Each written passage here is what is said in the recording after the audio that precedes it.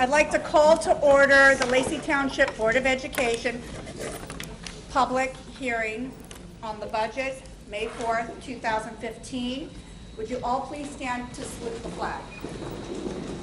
I pledge allegiance to the flag of the United States of America and to the republic for which it stands, one nation, under God, indivisible, with liberty and justice for all. Adequate notice of this hearing was given by publication in the Beacon newspaper on April 30th, 2015, and by posting the notice in the Forked River and Lenoka Harbor post offices, the Ocean County Library, Lacey branch, and by filing a copy with the Lacey Township Clerk as required by the Open Public Meetings Law. If you have an agenda in front of you, there was just a typographical error in the order, so let me just clarify. Number 4, the superintendent, Dr. Brower, and Assistant Superintendent Dr. Clark are going to do a brief presentation just to explain to the public any changes that have occurred since our public hearing on April 21st, 2015, any changes to the budget. Then we're going to go to number 5, which is public comment. So the public will have an opportunity to share any of their views on the budget. I'd like you to raise your hand. I'll call upon you. You need to come one at a time to the podium. Please state your name and your address before you speak. Let's all be respectful of each other. Everybody has an opinion. We're all community members, and we'd like to hear everybody's opinion. Also remember to please speak to the board, your comments to the board, not to the public. Number 6, we'll go to, which is the board comments, and then I will call for a motion in regard to the budget. Thank you. So Dr. Brower, you're up first. Thank you, President Terrell. Good evening, everyone. Good evening, members of the Board of Education. So as everyone here knows, this has been a very challenging budget season because we have so many things that we want to include in our school programming, and certainly we don't have unlimited resources. The board approved the tentative budget on May 16th. And I believe that was March 16th, and the board was very clear that there was still work to be done. And there was work that was done, and then on April 20th, I presented a budget to the board, which included several key components. There were recommendations for staff cuts that would certainly be on the negative side, and then on the positive side, certainly a new technology initiative. The board heard comments, and through feedback and discussion, the budget that is before the board tonight does include another staff cut. So the recommendation is a total of 3 teacher staff positions to be eliminated, 2 at the high school, 1 at the middle school, 1 secretarial position, and that still currently remains. However, this budget also includes the restoration of 5 of the health aides, thereby allowing each school to have the health aide in their nurse's office. I know that there were also some questions that the board had with regard to the technology initiative. We really are pretty excited about the one-to-one initiative at the high school. And so before I close my comments, I do want to let the board and this community know that we know that there have been tremendous sacrifices that have been made, and the administrative team and the teachers all know the kind of work that goes into this budget. We're very proud of this budget. It'll go a long way to offer some new programming options for our students. But at this time, so there is a change to the budget I will share of about $15,000. And so we were able to, what we feel, meet the board's goals and direction, what they charged this administration to do, with a change of only $15,000 in the tax levy. I'm going to now ask Dr. Clark to very briefly outline for this Board of Education the professional development component of the one-to-one initiative, because there were some questions that were raised, and I know that she in turn will introduce her colleagues who will present. The board will remain seated. You have the presentation in front of you. Members of the public and audience, you'll be able to see visually some of the talking points that the team will go through for you. Okay, thank you, Dr. Brower. So before I begin, please allow me to introduce members of our Informational Technology Office, our Supervisor of IT, Carl Syak, Jason England, who is in Carl's department, and Tom Lytle, who I know you all know very well, who just slid away from the camera. That was very good, Tom. Do you want to lower one of the lights? I think we'll be able to see the screen a little better. So as Dr. Brower mentioned, we worked on putting together this brief presentation just to provide a little more context to our one-to-one initiative. So to start, I'd like to draw your attention to the quote in yellow, and I'm going to get to the Lacey Vision part in a moment. We need technology in every classroom and in every student and teacher's hand because it is the pen and paper of our time, and it is the lens through which we experience much of our world. A fantastic quote. And there are many out there, but this quote really drives what we talk about or what we're thinking about when we think about Lacey Vision 2020. But when we think about a one-to-one initiative, digital learning, blended learning, the flipped classroom, we might ask ourselves, is this technology's latest disruption in education? Or we might ask ourselves, is this education's latest preoccupation with the latest trends? And we've seen trends come and we've seen trends go. We've seen fads come and go. But when we look at that quote, we say, this is our future. So inevitably, there are many ways to implement a one-to-one initiative. We've researched many of them. This isn't the first time we're talking about a one-to-one initiative. We've been to several school districts that have implemented excellent plans. We've been to school districts that have implemented so-so plans, and we've even seen bad plans because they're all out there. And so we culled all of our information and everything that we know about good instruction and good practice, and we put together our plan. And we've affectionately called it Lacey Vision 2020. And so that 2020 is a double entendre because we're talking about a vision, but we're also talking about getting to the year 2020. This isn't a one-year plan. It's not a two-year plan. It's a plan that's going to extend over many years until we get to our ultimate goal. And what is that?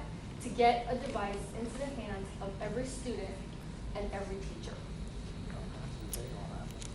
And our goal is to redefine how the use of technology will accommodate learning beyond the classroom walls. Because it's not just about handing everybody a device and saying, good luck, have a great day. And we're going to get to that in a little bit. So, what do we want to accomplish? So, the Lacey Vision 2020 will ensure that all students have access to high-quality content and instruction, which I've talked about a little bit. And the vision will also provide tools, infrastructure, and systems that will expand the learning environment beyond the classroom. Now, you might be looking at those two bullets and saying, well, that means a whole lot. And yes, it does. And it can't happen in a week. And quite frankly, it can't even happen in just a year, which is why we talk about 2020. It's going to take many years to get to where we really want to be. When we think about learning virtually, we ask ourselves a lot of questions. What does that really look like? And the first thing that comes to mind is think about all those snow days that we had. And when we think about virtual education, we think about opportunities that perhaps didn't exist before our initiative. So now here we have students who are able to connect with their teachers through this one-to-one initiative on a day that they can't physically be in school. Instead they're home because of a snow day, but still able to view lessons, to view digital content, to communicate with their teachers virtually. And that's just one of many, many examples. So what exactly is digital learning? So again, I mentioned digital learning is much more than providing students with a device, much more. Digital learning is a combination of three things: technology, the digital content, and personalized instruction. And of those three, I think the one that we could really focus on is personalized instruction. So again, it's not just about handing students a device, handing teachers a device, and saying good luck. It's about helping our teachers and students through professional development, primarily our teachers, professional development that's going to help them understand how they're going to use the technology to create the digital content that's going to create the personalized instruction environment. So we've talked about the why, we've started to talk about the how, and I started to talk about professional development. So the next question is, how are we going to get there? Because again, it's not enough to just unpack our devices and say get started. So my colleagues, Jason and Tom, are going to talk about the next couple of slides and start to put into context what that professional development is going to look like.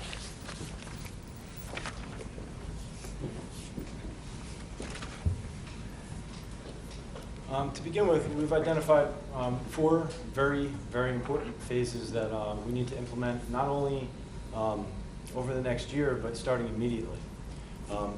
First, teachers and their device.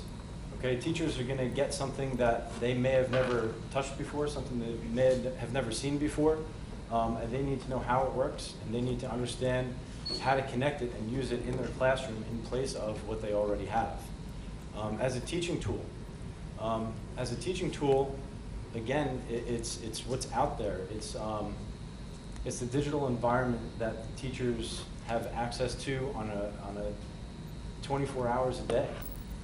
They're not stuck to just getting the information and data that they have available to them while they're working, while they're in their classrooms. As a learning tool in the hands of students, how do these devices translate into improving the student's experience in the school? And then finally, the digital classroom and how the communication and the collaboration of teachers, students, and administrators can expand beyond the walls of a school. And all of these become extremely important to focus on and to provide immense training, ongoing, and available anytime they need or have a question about it. And many of our staff are going to come on to this project having a very good knowledge. They'll be very technologically savvy. Not all of them will be, but there will be those that are very technologically savvy. There will be those that may not know how to communicate that technology savviness to classroom environment. So what our first thing is we're going to do is we're going to, and we use the vision moniker, make our visionaries. We're going to indicate these staff members, and we're going to use them to help us plan our focused professional development, another vision word there, in case anybody wasn't noticing the theme at the time to get here.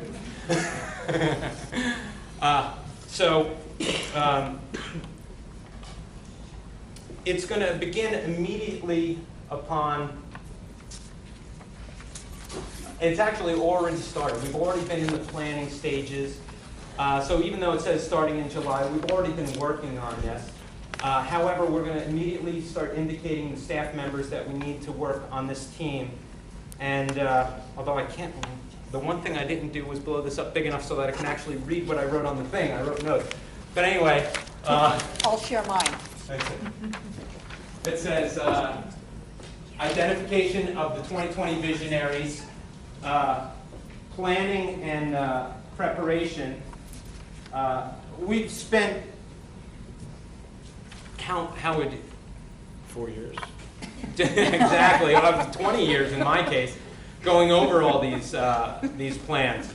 And one thing that I've noticed about some of the implementations that we've done in the past is that there hasn't been the focused professional development and also the evaluation of what's been happening and then the modification of that plan as time goes on. So you'll see the top bar is the entire year because that will be ongoing. We will always be evaluating and modifying what we're doing.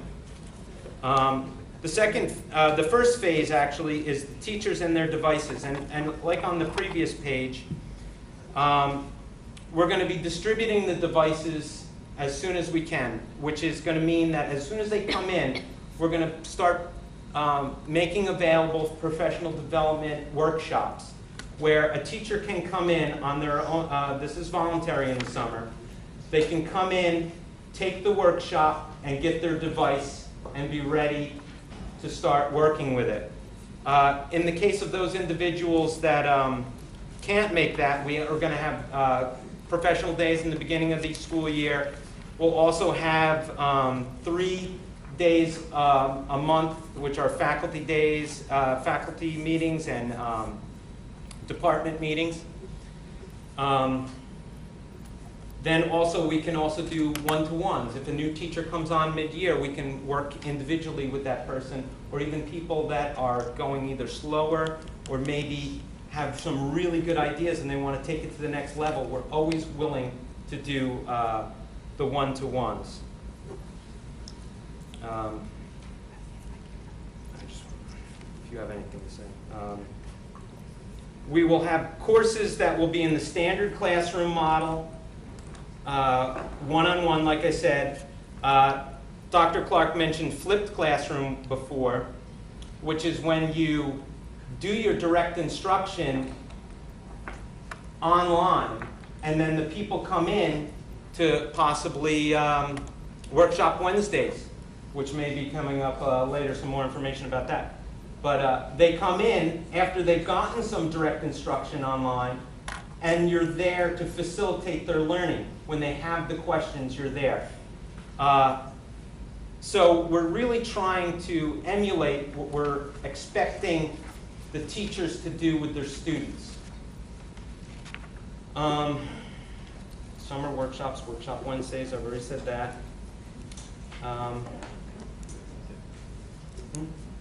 Phase 2 shows the teacher how to leverage the device to accomplish the tasks they are familiar with. So we want to walk before we run. Now, like I said before, there's going to be teachers who come in already ready for the digital classroom.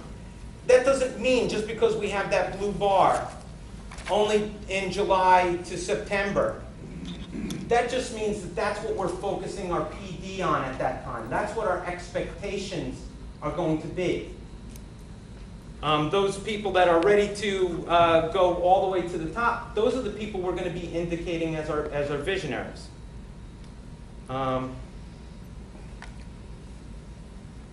Phase 2 shows the teacher how to, oh, I already did that. Sorry. It's not as easy as when you're standing at the camera. It's so much easier. I'm thinking, oh, they really should have said that. It's much harder when you're standing here, people. Sorry about that. Okay. If you have any questions, I guess. Thank you. All right. One of the critical things that we're trying to get across here is that the one-to-one initiative, as we're rolling this out, is really much more than just a simple one-to-one. Not that one-to-ones are simple. This is also a vehicle where we're going to replace outdated technology at the high school. The majority of the computers that the students and staff use here is 8 years old. Our server infrastructure, which supports that, is also failing and is no longer supported by the various vendors. So this opportunity allows us to put brand new devices in the hands of staff and students and update our technology without having 2 separate costs. The other thing that we have to realize, as in terms of outdated technology, this is replacing an outdated paradigm. We don't want students to have to come into a physical location to learn with computers. They'll have them everywhere with them. So this is a very different way of doing instruction, and that's why we were so heavily invested in this technology. The second point we're making here is open space for the classroom. In running a building, I see the advantages that we have by having the devices in students' hands. Right now we have 10 labs that are dedicated towards a specific task, CAD room, digital photo, and so on. We're still going to keep some of those rooms because we still need the computers that we have to drive those programs. However, we're able to take about half of those labs and put them back into a classroom use for general use day in and day out by our students and our staff. They'll bring their computers to the classroom. So it does open up a lot of opportunities for us in utilizing the facility and maximizing classroom space. So when I saw this, and I was talking to the assistant principals, we're working on the schedule right now, they got very excited because we're not working within a finite classroom building. We now have expanded the use of our building. Okay. Streamlined park, and I know that's a dirty word for a lot of people, and the NJECT assessment. Basically, any line assessment requires a tremendous amount of logistics to pull it off. In terms of park, we have to take students out of their normal class rotations, assign them to testing facilities, assigning a test coordinator, disrupting everything all over the place. By having each student have their own device, they'll be able to test in their rooms with their regular teachers without all that disruption. And testing scheme that took us this year 10 days to accomplish, we would anticipate completing in 2 to 3 days. So it's a significant minimization of the disruption in the classroom.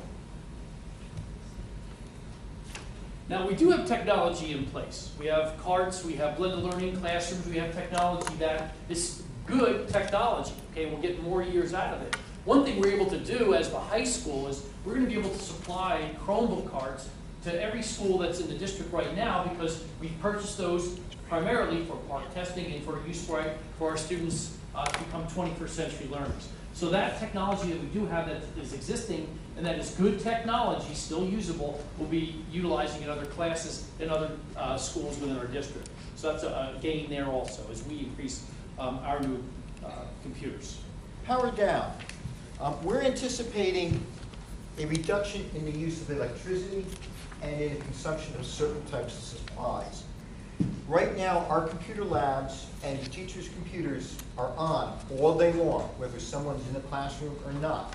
Digital projectors remain on when people are not in the room.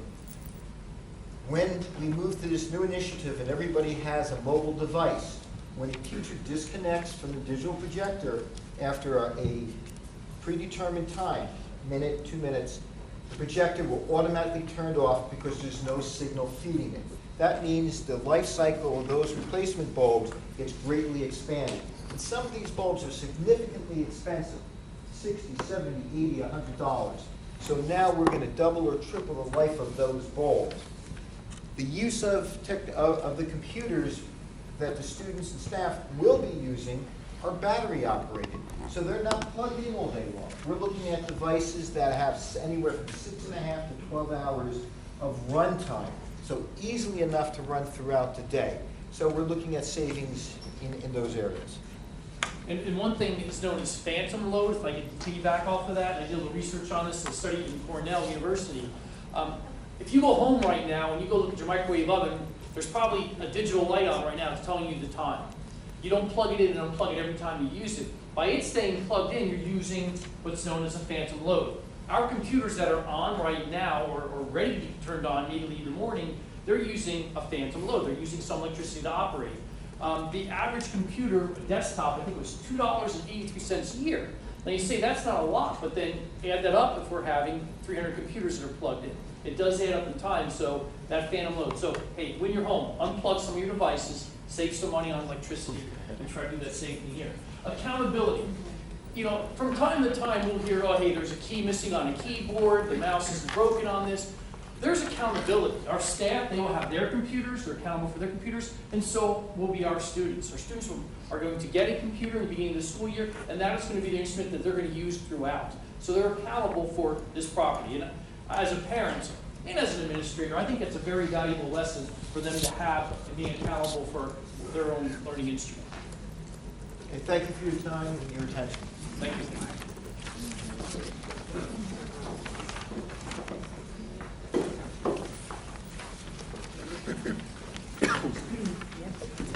So at this time, I think that I speak for all of us here on Lacey Township who have contributed voice to this budget. This is the budget that we would like to present to the board for your consideration tonight. Thank you, Dr. Brower. On behalf of the whole board, I would like to thank Dr. Clark, Mr. Hanshu, Mr. Syak, Mr. Lytle, and Mr. England, and I hope I didn't forget somebody, for their hard work on this project. As you probably can realize, that this budget is like a living thing, and it's been changing weekly. So I don't think the public understands how much work it is every time the board has a new idea or we want to go a different direction, and you see the product that comes out of this collaborative effort, how quickly they're able to put together that information. So I thank you for working hard, and I know some of you put lots of weekend hours into, so thank you on behalf of the board. And at this time, I would like to open the floor to public comment. Mr. Moss?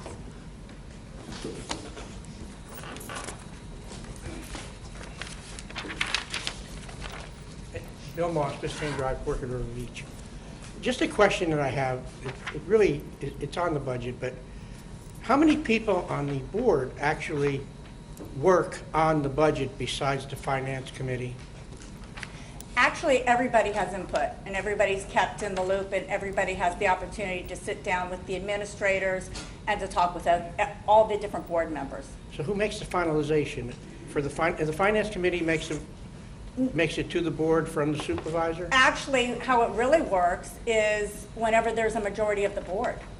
So the finance committee makes recommendations, but how it works is we need a majority of the board to support the budget. See, 'cause So it's- so there, in this, and I gotta say, it's been a perfect example this year. Everybody was involved as much as they chose to be. So it wasn't just the finance committee. We had every board member talking to the superintendent, and I think they'll all vouch for that. Anybody who wanted to be involved in this process, not only did they spend numerous hours with the superintendent and with Mr. Savage going over the budget, but talking to other board members, coming up with ideas, figuring out how we could tighten our belt without sacrificing the education for our children. And more than most years, almost every single board member was involved and had their fingers on this budget. Okay. That's just what I was curious, because it seems like your finance committee consists of the 3 oldest members of the board. Do the others ever get a chance on the finance committee? or Well, is it- yeah, and just to explain that process too, and yes, I do admit, I'm one of the older ones on the board. And here's I told my son to plug his ears, he's not listening anyways, he's up there. Well, usually, it is the more experienced members on the board, but the finance committee does not set the budget.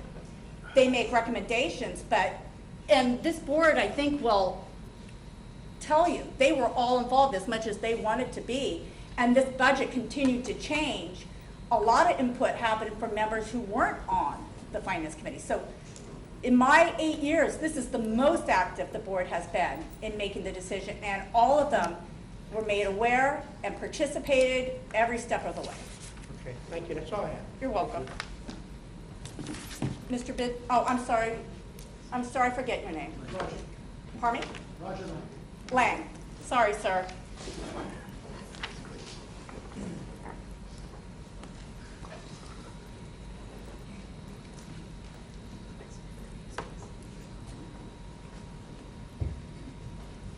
So Roger Lang, Sunrise Beach.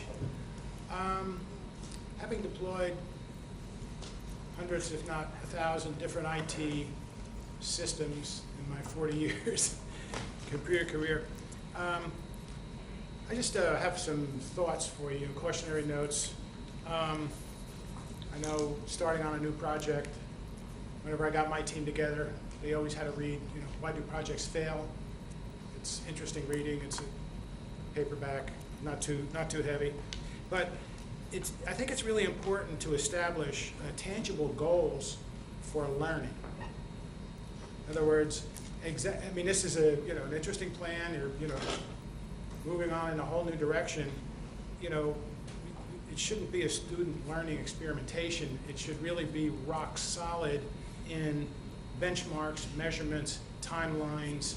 How do you know when you're achieving your results? What are your results? And, I think with any good IT deployment, it would be smart to have a fallback recovery plan, sort of a what-if thing, saying, well, what if we're not meeting our goals and we're not, the students aren't getting up to speed with all this new technology, because ultimately it's their education we're most concerned about. So, some of this sort of what-if planning, I think it would be prudent to factor that into as you deploy your Vision 2020 technology. Just my thoughts. Thank you.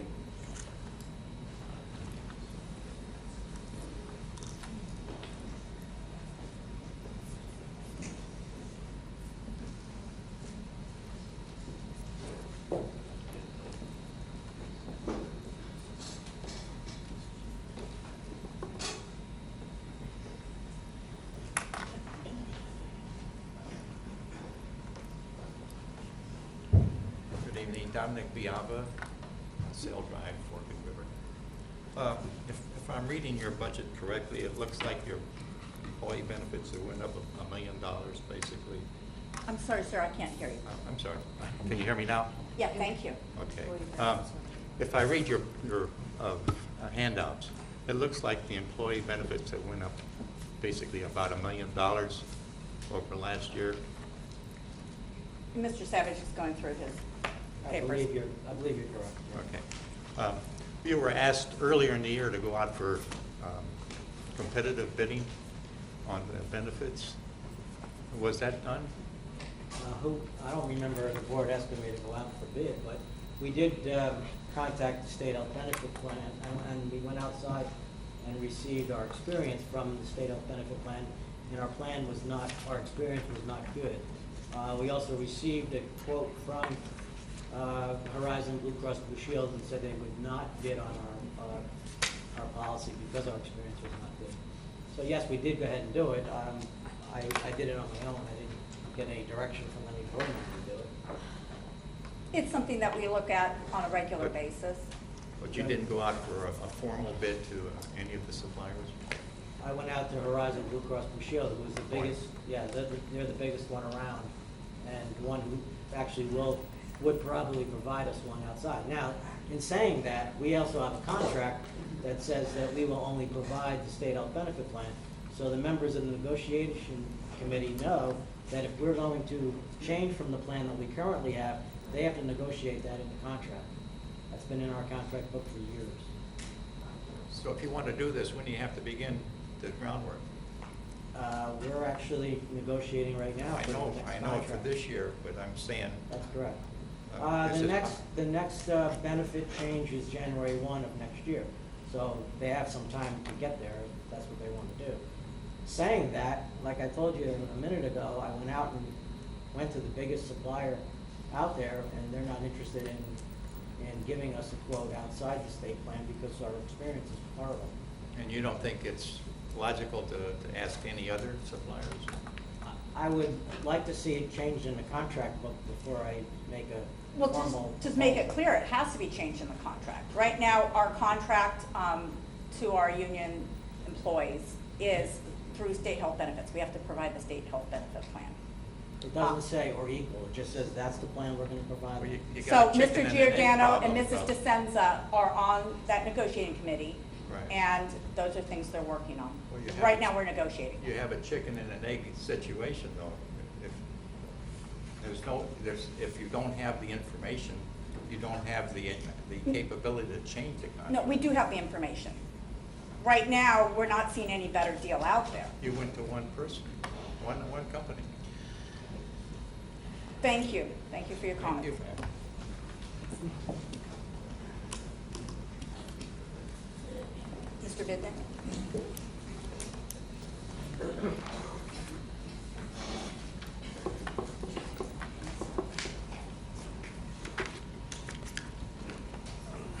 Good evening, Richard A. Bidnick, Lacey Citizens for Responsible Government.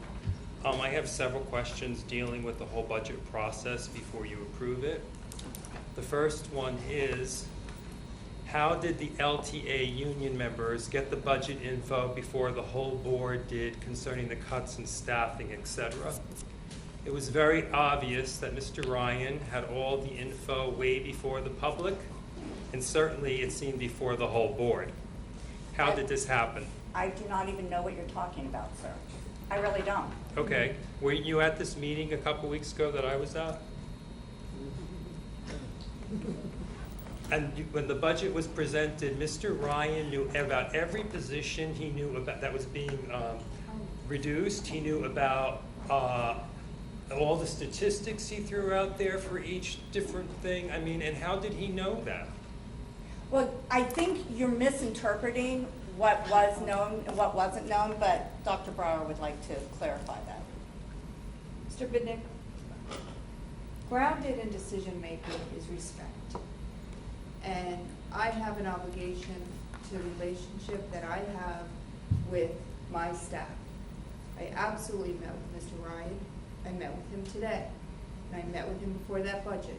There were to be no surprises to this union. There were to be budget cuts. It affected people.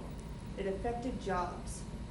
And it would be critically important for me to make sure that my staff, my union representation, the president of this union, knew what was being rolled out.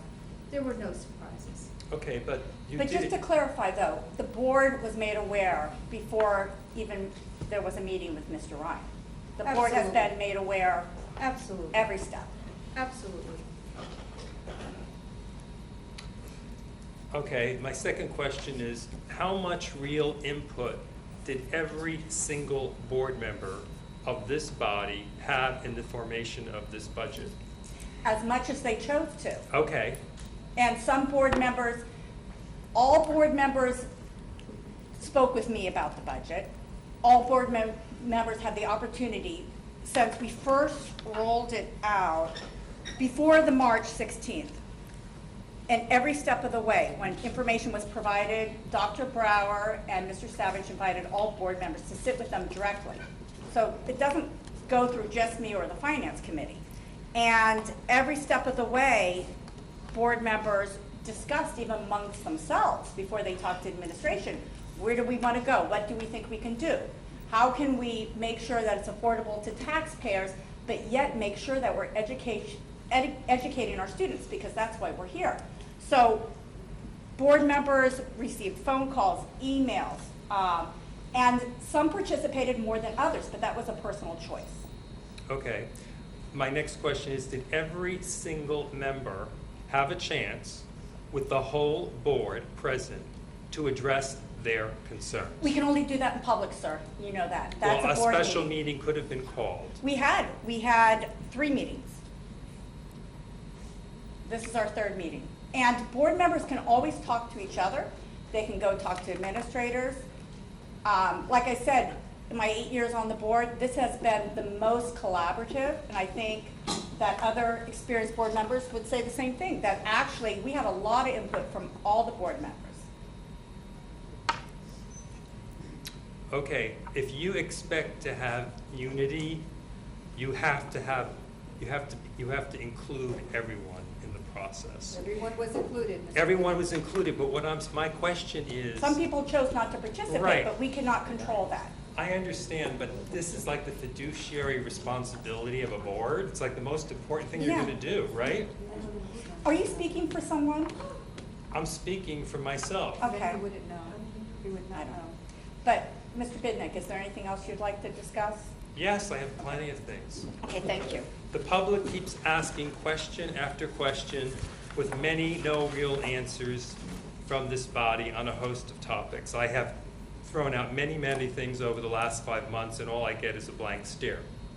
All we get is this is public comment with no real answers to our serious questions. The board, by continuing this policy, at times appears arrogant, uninterested, and in disdain of what the public feels or it says. This in itself has created a serious public relations issue for this board. I listen to the Toms River School District meetings, and they have a real public comment where the board is engaged and answers every taxpayer's questions as best as they can. I ask that you follow suit. If you vote in favor of this budget, then it becomes readily apparent whose side you are on, and who you are truly beholden to. and it is not the taxpayers. And please don't say this is about the students, because anyone with half a brain can see that this is all about the adults and not the kids. It was pitiful sitting here at the last board meeting, listening to all those sob stories. And yes, they were sob stories, which are totally inappropriate to be taking place at a public meeting that your employer is trying to conduct. I was embarrassed for Dr. Brower to see her employees behave in such a way. You have a union to represent all of your concerns and ways to deal and communicate with the administration. The public does not want to hear or appreciate this type of conduct. In fact, it was extremely unprofessional. Voting in favor of this budget under the present circumstances only puts more fuel on the fire for a public referendum to reduce waste and overspending at this school district. Everyone knows that you can perfectly run this school on 10% less. You just don't want to. And that is a matter of fact. I've outlined many ways to reduce spending in previous comments to this board, but they just keep falling on deaf ears. Instead, the taxpayers get over $1 million more in spending on a school population which is dwindling and will continue to dwindle next year. I didn't know when I moved to Lacey Township that I was expected to financially support class sizes which are at the standards of what a private boarding school offers. It's easier to do nothing and just keep overbloating the budget and stealing from the taxpayer year after year, which again makes this body seem out of touch with reality. The administration should be applying for every state, federal, and private grant possible if it has lofty ideas for this district. It just seems like the mass majority of board members and administration feel like it's just too much work. Well, that is what you are being paid to do, or you were elected to do. The public does not want to hear that you need to get home, or try to rush through a meeting as if you're not truly and fully vested in doing the work that is required. Please take serious heed to my comments. There are many people who feel the same way as I do. I've spoken to many of them, especially those that are one paycheck from being out in the street, the elderly, the housebound, the unemployed, and people who are just sick and tired of being taxed to death. Thank you so much.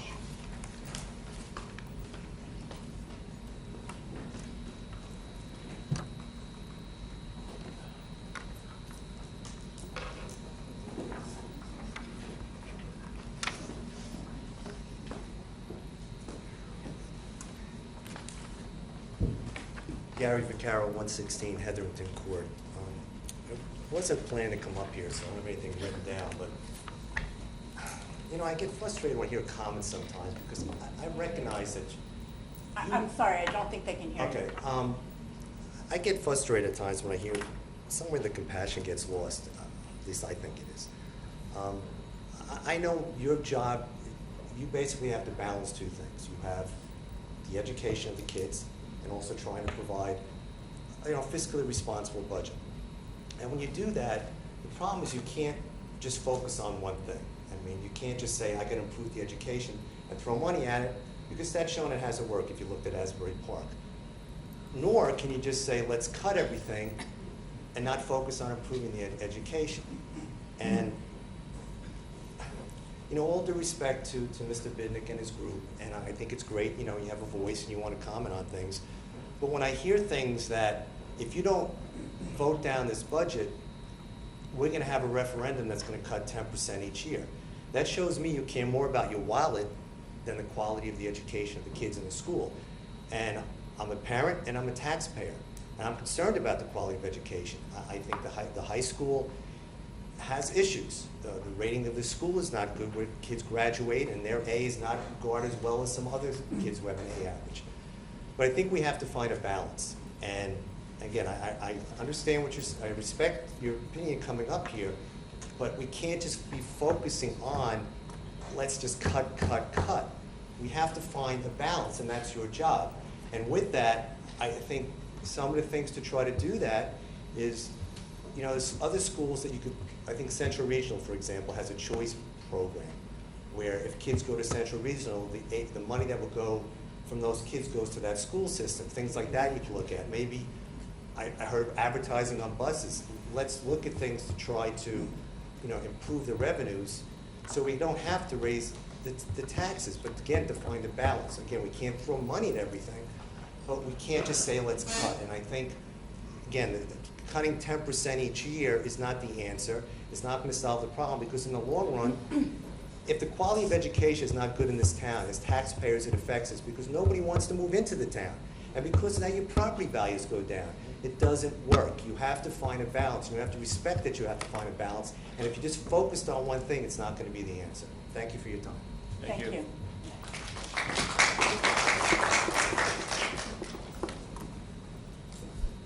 Anyone else like to come?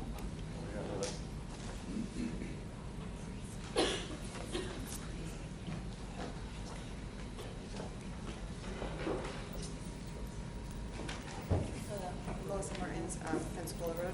I just wanted to make sure I heard you I'm correctly. sorry, we can't hear you. My I name's think there's a Mel- microphone there It's right somewhere. here. Yeah. My name's Melissa Martins, Pensacola Road. I just have a question. I just wanted to make sure I heard correctly that you're keeping the health aides. Is it for just this year? Because my son has 8 more years left in the We school. build the budget for 1 year at a time. So Okay. right now, the budget that the board has before them tonight is for the 2015-16 school year. Okay, so there's, good, they're good. Okay, thank Well, you. when the board votes. We haven't voted yet. Okay, all right.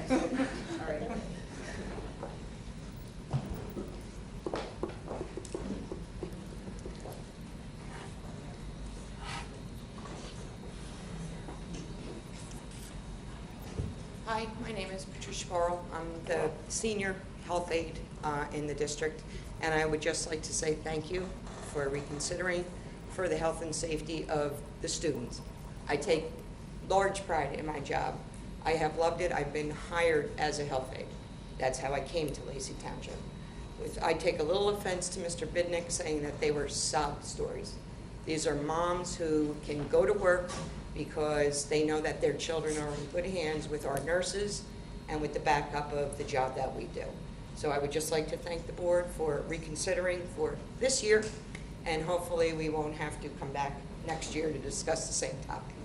Thank you.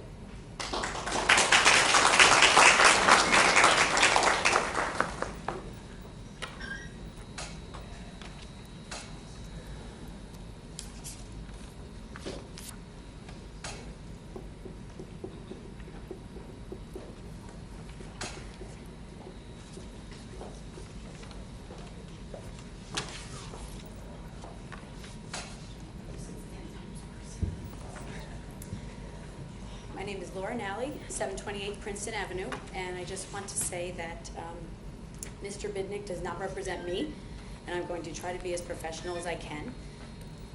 I did appreciate the stories that they had last week because it is about the children. Whether it is keeping the health aides or not, I know that was her goal, and I'm happy to say that that's going to happen. But I was happy just to hear how proud these parents were, and I'm sure there are people that agree with me. No, I don't have a group of people behind me. I don't have any names, but I'm sure there are people, parents, just like me, that were proud to hear those stories. I'm sorry, I'm nervous. I do have one question about the technology. As great as it is, and I do appreciate that you're trying to do technology, the one-to-one. I have 2 children, both learn completely in different ways. One is in college, one is graduating this year. So this isn't going to be me benefiting personally with my own students, maybe with my own children, but my students will eventually. And not all students learn with that technology. They learn in different ways. So I just ask that maybe you consider some books or not just all technology the whole way. Kids learn in so many different ways. There's so many different pros and cons to everything, and you can have pros and cons for technology, for textbooks. It could be debated back and forth, but I'm speaking from personal experience with my own children. The one in college, she has textbooks, loves those textbooks, likes the tactileness of having that in her hand. And in my own classroom, we utilize pen and paper sometimes, pencil and paper tasks sometimes, but it is all cooperative learning, and we do books, we do technology. So I'm asking that at the higher levels to consider that also, to maybe do some books, maybe have a balance. and not have it just be all technology. Thank you. Thank you. Thanks, Laura.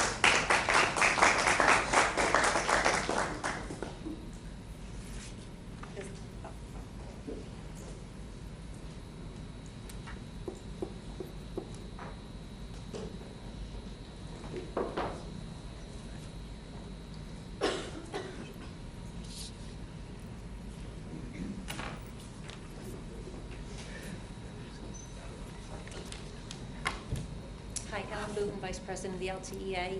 I'm a former resident of the town, but right now I am just a teacher. But I just wanted to thank you, Dr. Brower, for speaking with Mr. Ryan and with the people that were involved in the cuts that would directly affect them, because I don't think anyone in this room would want to find out that their job was eliminated through the TV station or a board meeting. So I just want to thank you for having the courtesy to speak to Mr. Ryan and to those people, that the health aides that were specifically involved, because, like I said, I wouldn't want to come here and find out that I might not have a job in another 2 months. So that's all I wanted to say for now. And I also did take offense, too, at the so-called sob stories, because these are mothers that came up here to speak from their heart about their children. I have children that don't have these problems. And so I had a lot of empathy for these people, because I know how hard it was for me to leave my children in school, and they were fine. I can imagine if I had a child that was disabled or had any kind of problem where I had to worry about how they were, making out during the day. So I also take offense to that. But that's what I wanted to say.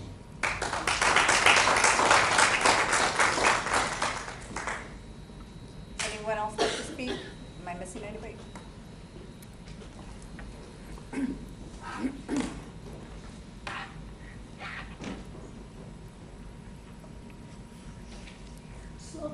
That's okay. Take your time. Watch your step.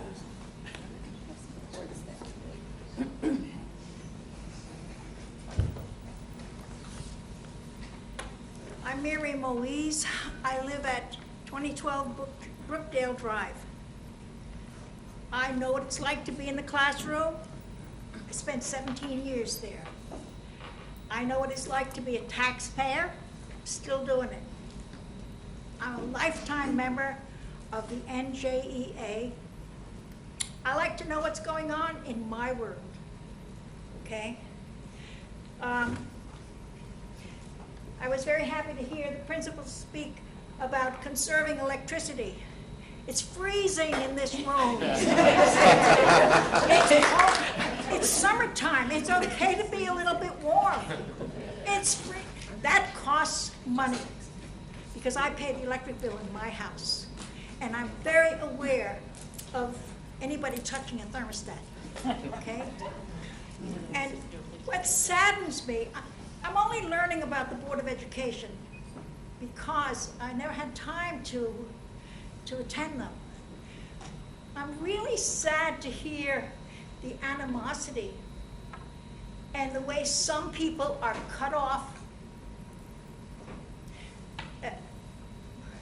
It's really pathetic. We're all here for the same reasons with an S, plural. 1, to educate the children. 2, to find a way to pay for it. And you can't spend money you don't have. That means we have to go into a bag of magic and find a way to get the same education for less dollars, if that's what's called for. This is not a wealthy community. It never will be. But we don't want to spend ourselves into oblivion. And I really wish people would take not the criticism that's offered from this spot. Don't take it personally. Just look at it and maybe learn. Like I sit on 2 sides of the fence. Sometimes I approve of what the union does, and most of the time I don't. But I still paid them so that I could know what they're doing. It's really sad. But again, the other thing was great PowerPoint explanation. Didn't understand a word of it, and I'm not stupid. I have an MA plus 30. which, that and a token will get me a ride on the subway. But the other thing is, I'm here because of the budget. What do I know about the budget right now? And you're gonna vote on it. Plus, I heard some people comment, or at least one person, that the taxpayers don't have the right anymore. If you pass a budget and we don't like it, taxpayers no longer have the right to vote that budget down because we gave up our right to do that. And they don't even know that that's what they did. To me, that's sad. I don't remember, it's only been a couple of years that that took place, but we were given this and they took away that. And people don't know, it's pathetic, really. Anyway, I'm here to learn, and I hope you've taken my criticisms and suggestions with a smile, okay? Thank you.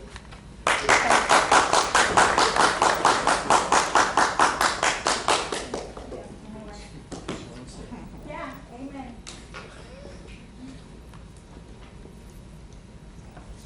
Anyone else like to speak? Seeing no other hands, did I miss anybody? Close it to public comment, and we'll go into board comment. And tonight I'd like to start with Mr. Bidwell. See, you were heard. I know, I'm freezing too. Thanks, Mike. I'm freezing too. Mr. Bidwell? Thank you, President Torelli. I think I wanted to talk a little bit about the share of voice in the process and how we got to where we are today, because I think it's a much more holistic process than we've even been able to describe to you. I've been very impressed. To me, it started with strategic planning. We spent several hours with many members of the public, meeting and talking about what the vision of our school system was. And I would say the one thing that came out of there loud and clear was the one-to-one initiative and the need to move forward with that project. And again, you'll see that in this budget, and so that's something that we're going to move forward with. We obviously worked pretty hand in hand, pretty closely with Dr. Brower, and she in turn with her staff to make sure that whatever cuts she needed to make, that she could continue to run the school district in an effective way. So obviously she needs to have conversations with the staff in order to make sure they understand what the impact of those cuts may or may not be. And then last but not least, and probably most important, is the conversations that we've had with the public here and also on our own throughout the community. And I think you look at the health aides as a prime example of that. We were prepared to make that cut. And based on the feedback that we got from the community, we changed our minds. We're not here, we get paid a lot of money to be on this board, all of us, and we're not here to simply run the school system. We're here to take your voice. We're here to find out what your passions and concerns are and relay those back to the district. So at the end of the day, I think this process worked very, very well. I think, we were able to find a nice balance between progress and fiscal responsibility. And that's how we wound up where we are today. So it really is a very holistic approach. I think everybody in this room and many others had a voice in the process. And I'm proud of where we are. So thank you all. Thank you. Mrs. DeSenza? Yes, can we have blankets at the next meeting? Pardon me? We need blankets for the And next gloves. meeting. And gloves, right? Freezing. Thank you to all the people that commented here tonight. We are listening. I personally spent about 3 hours going over budget details with the superintendent, and I sent at least 2 memos to the Finance Committee with various suggestions. My vote on the budget tonight is not a political statement, as some of my fellow board members would like to call it. I simply do not agree with its entire content for both the taxpayers and the students. Items in this budget may advance technology, but did not bring certain curriculum issues up to date, things that should have been updated long before I was even elected. As I've said before, cuts could have been made through attrition, but weren't, and this budget could have been stabilized. This school district has lost hundreds of students, and as I understand it, enrollment will continue to be lower in the fall of 2015. Staffing levels are being maintained while enrollment decreases, and it's just not practical in my opinion. With the level of debt this district is in, I am very disappointed to see taxes raised yet again. The taxpayers are not a cash register. While I do appreciate all the efforts that so many people have put into this budget, I must say no for all who can't afford the increase. And we should think about restoring the vote on the budget to the people by bringing the elections back to April. We are looking into it. And I also support any citizen effort to help reduce this budget in the future by possibly establishing a Citizens Advisory Committee next year and maybe a referendum, because I'm only one voice. Thank you. Thank you. Mrs. McAvoy? Good evening. This budget I'm very conflicted with. Personally, I did want to see it below 2%, and it isn't much over that. It's 2.49. My main issue and concern, and I know it's not the whole board's feelings, and I did speak with Finance Chairperson Schubiger and Dr. Brower in detail with it, and not taking anything away from the high school, but my vision with technology and having been in education for 25 years is that we started a little smaller and piloted it and picked maybe 2 grade levels, and I wanted to see the elementary grade levels piloted. And that way we could follow these students through the grade levels and get data and get results and see if this initiative really was going to increase test scores. I'm 100% for technology. I think it's great. We are going forward with technology. I just personally wanted to see it piloted, make sure it worked, make sure it was successful, and I wanted to see it more at the younger grades, but that is my alone idea.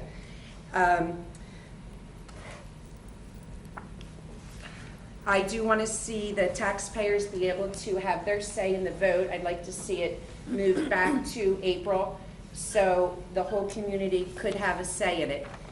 I will be voting yes today. I'm in favor of it. I want to support the administration. I want to support the technology initiative. It's not everything I wanted, but I can't always get my way. So I'm supporting it. Thank you. Mr. Giordano? Thank you, President Torella. So this is our future, 2020. You know, there's financial issues at stake here. There's technology issues at stake. There's personal opinions of everybody that sits on this board. But I think a couple of people got up tonight and said it's about the students. It's about working together. It's about being involved in a collective process. I spoke with Dr. Brower. I spoke with Chairperson Schubiger about this budget. This budget was higher as of Thursday of last week until I had that conversation. So from a fiscal responsibility perspective, we continued to work up until the last minute to lower it, to get it down to where we thought it would be palatable for most of the taxpayers. Can't please everyone. From a technology perspective, there have been so many studies that show student achievement in correlation to one-to-one devices, but it has to be implemented correctly. We've talked about that. You've heard the plan tonight. I've spent the last 25 years in the IT field. It's my hope that I have faith in this board, in this administration, that they can successfully execute this plan. I too would have liked to have seen a little bit of differentiation in the grade levels to where it was implemented, preferably at the younger grade levels and then like 5 to 9. But I was not going to say no to technology. I believe very strongly in it, and I believe in why we're doing it and why it makes sense. In regards to the health aides, those stories were gut-wrenching, and I think any parent or any individual that has a special needs child or someone that has a learning disability can never comment on that until you walk a mile in their shoes or walk a footstep in their shoes. I am blessed to not have that, but I know the people that do and the struggles that they face. And yes, this is a service that's not necessarily provided to other school districts, many other school districts in the state. I wouldn't go as far as saying it's a luxury, but it's service levels versus savings. And studies have shown that by not having health aides in some school districts that don't even have a full-time nurse for each individual school, there's increases in administration involvement. That's principals and vice principals, and time is money. Their responsibilities need to be elsewhere and not necessarily involved in health management for our students. The other is, by not having these resources, it increases potential liabilities down the road. And so, I believe it was the right decision to make. We heard you, and we listened.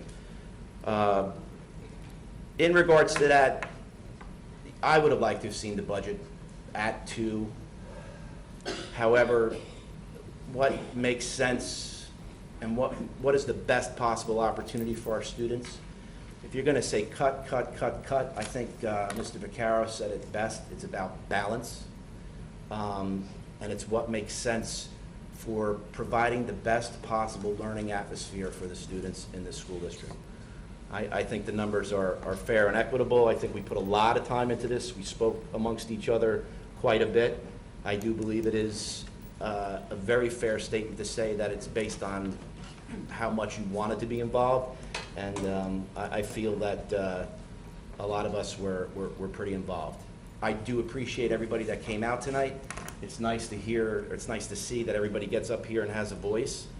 I think it's critically important in this process, and I too would like to see the continued discussion for moving this budget vote to put it out to the public in the future, moving it away from the November election and putting it back, I think April, wherever it makes sense there.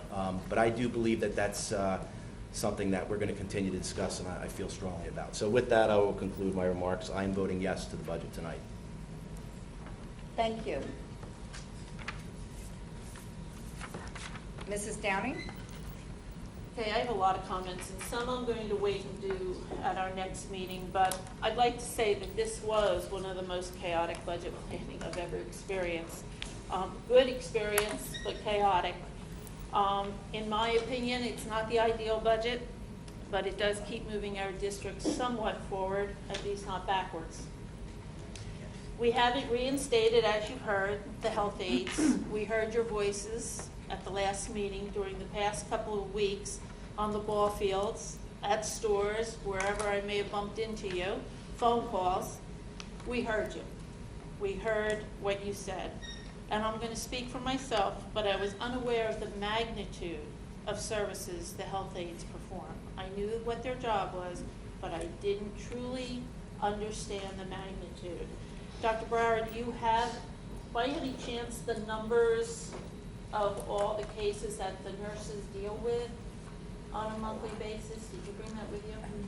I'm in receipt of a report from Mr. Maskey's office, and he informed me that the health offices average approximately 4,000 student visits per month, averaging 414 students requiring direct medication administration.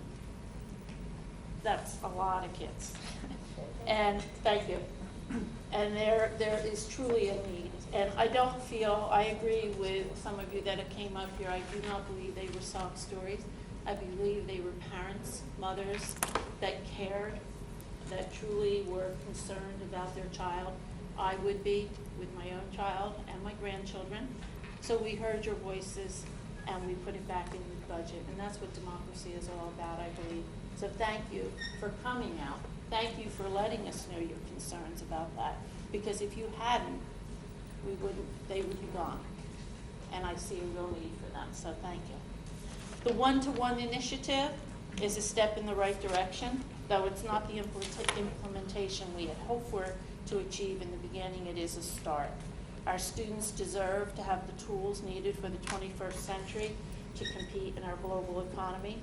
Times have changed, and today teachers are facilitators in learning to lead our children, to lead our students to uncover solutions and teach content using today's technology. PD is extremely important to make this successful, and I'm glad to see that you have that all built in as part of the plan. So congratulations to that. I like that. I do want to say to you, though, that in the budget, we are paying the town $90,000 for trash pickup. And at the township committee meeting, it was stated that this is the first year we are doing that. That is not true. I have vouchers from the last 2 years that we have paid the town $90,000 for trash collection. One was December of 2013, 2014, $90,000. So this is not something new that just started this year. We've been doing it for the last 3 years. This will be the 3rd year. So I wanted to clarify that as well. Thank you, Mrs. Thrill. Thank you. Vice President Schuberger.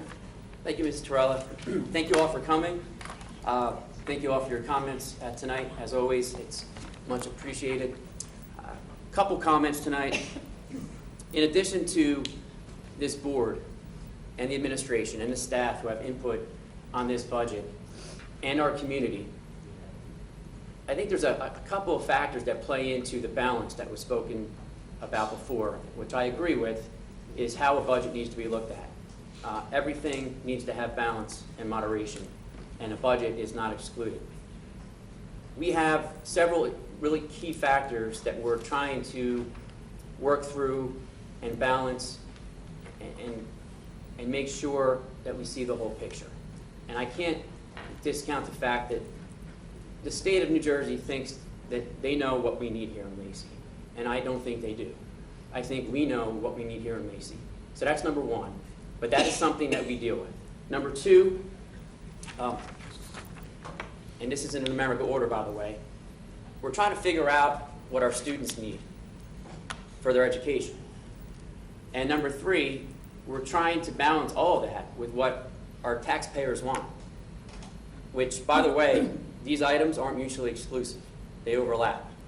I have students in this district, all 3 of them, who actually go to school in this district, and they will continue to do so. I'm a taxpayer, so they're not mutually exclusive. I think that's important to state that, because sometimes I get the feeling that there's some out there in the community to think if we're up here on the board, we're looking at it from one perspective, when that is not the case. That is not a difficult task, and this is my 12th year up here on the school board, and it's been said here already several times. Although it was a lot of time and effort and some arguing, which is all good, I found it to be a very good process. And as I'm taking phone calls, trying to watch my son play soccer, or at work, or wherever I was, and everyone else could have the same stories here, because I know where you guys, when I was talking to you, where you were, I'm at this game or whatever. It makes you realize how much everyone up here, the majority of this board, find this task to be very important. We don't take it lightly, we don't take it for granted. The next comment I want to talk about is sort of in regards to, although we're all up here on this board, we are very, very different people in many, many ways. That's what makes us a good governing body, in my opinion. We all have our goals and objectives, what we think is important, and what drives us to serve on this board. Now, the only one on this board who was here when I got on the board, sorry, Mrs. Downing, was Mrs. Downing. And she's still here, and a pleasure to work with. But I bring her up because as others are starting to get to know me a little bit better or for worse, Mrs. Downing knows, I think she would agree, that from the outset, my main goal was never to make sure that every single student in our district had the highest test score around the state. I said that in 2003, I say it today. I hope they all do. I want them to achieve. I want them to be the best they can be. My goal is not to make sure that every student in our district goes to an Ivy League school. I hope they do. No problem with the Ivy League schools, all good schools. That's not the most important thing. My theme from day one has been about opportunity and affordability. If we provide our students with the tools and resources that they need, it's really difficult for us up here and our staff to take it all the way through if the students don't have the initiative and the support at home. They have to take some responsibility, and I think they do. It's really something great about Lacey. I think it's a family affair of students' education. So I'll never sit up here and say, if I do X, Y, or Z as a board up here, we're guaranteeing every student anything except that they're going to have an opportunity. Secondly, another theme that I've talked about ad nauseum is safety and welfare of our students.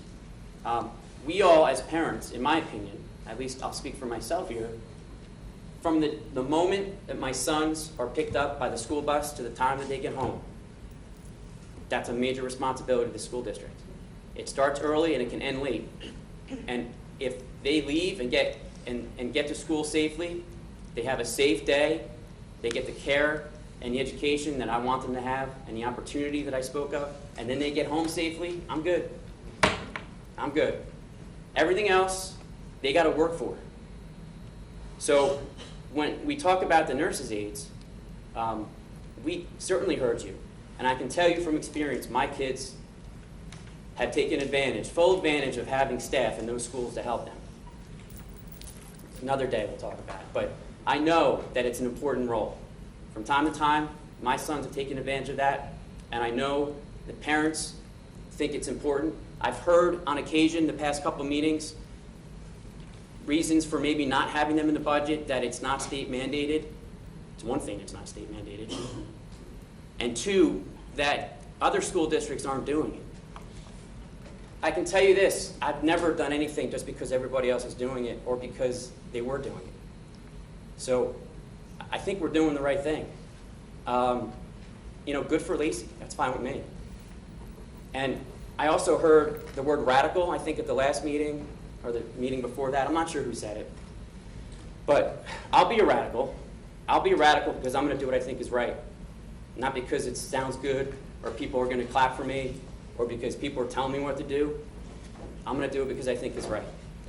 That's kind of how I've been, I think, my entire time here up on the board. And I think this budget is good. I have voted no on several budgets.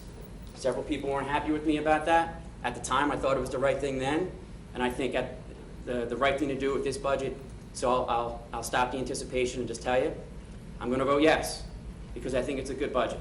And I appreciate the hard work and effort of so many people who realize there's so many factors that go into producing a budget to try to balance what's good for the students and what is acceptable from our taxpayers.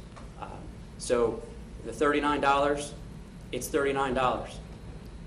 But I think we're getting a lot in this budget and keeping a lot of things that are important to our students for that $39. So thank you very much.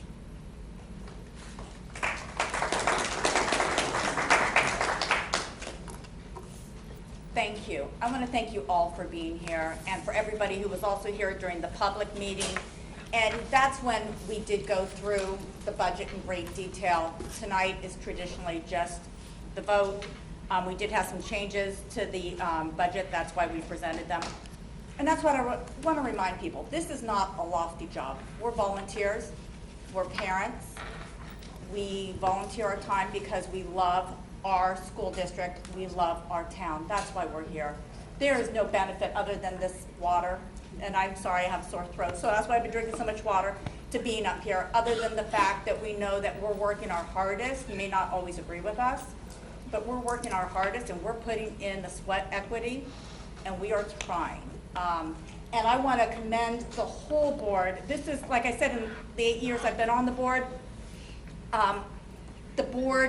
worked together. We didn't always agree, but I have to say that we all work together and we all have our fingerprints on this budget, and that is tremendous. And that is what should happen, so I'm very proud of the board. I want to thank again the administration, who constantly were trying to rework what we thought we wanted, and it's a lot of work and it's a lot of effort, and I know it's been difficult, but it's been a very open, a very fruitful process, and I want to thank the board for their commitment and the administration for their support in doing so. There's been talk tonight about the special election. I loved the budget election. I loved to go out and explain to people what the budget was and why they need to come out and vote for it. Unfortunately, there was a carrot dangled. So if the election was moved to November, and it could be the school board or the township committee that moves it, because they both have the power over this, which is interesting.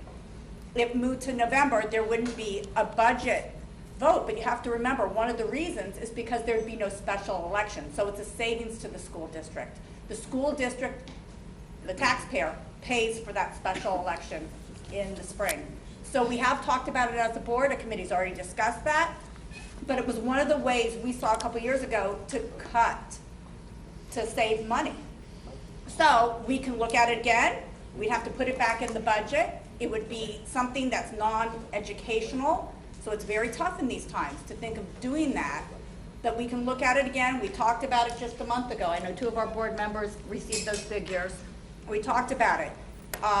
But just be aware, even if we decide to move it back and we find the money in the budget to pay for a special election, township committee can say, no, we don't want it to be in the spring, and they can vote and take that power away from us and put it back in the fall. So just a little civic lesson.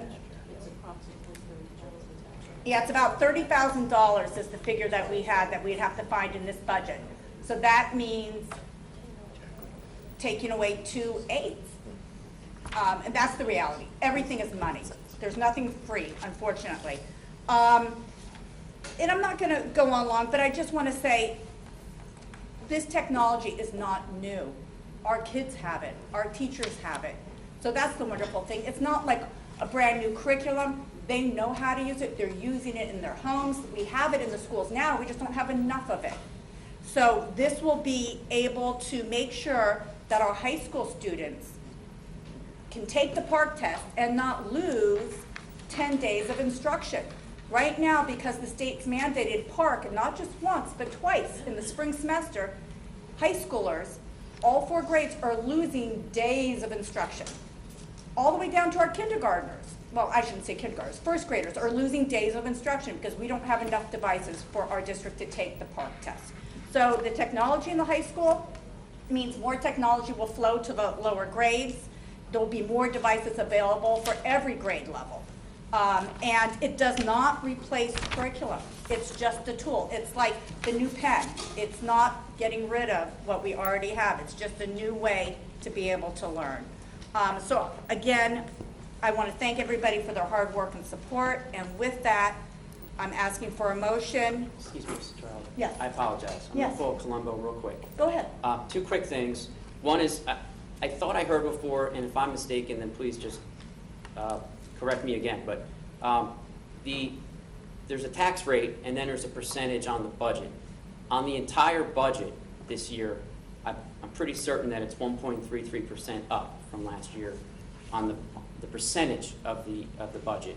Mr. Savage, is that correct? Correct. And then the tax rate is 2.49 cents on the tax rate. So if I didn't hear that right before, I'm just making sure that I have it right as well. And then number 2, regarding this budget vote, I agree wholeheartedly about the public having the opportunity to vote on public funds. When I first got on this board, that's how it was.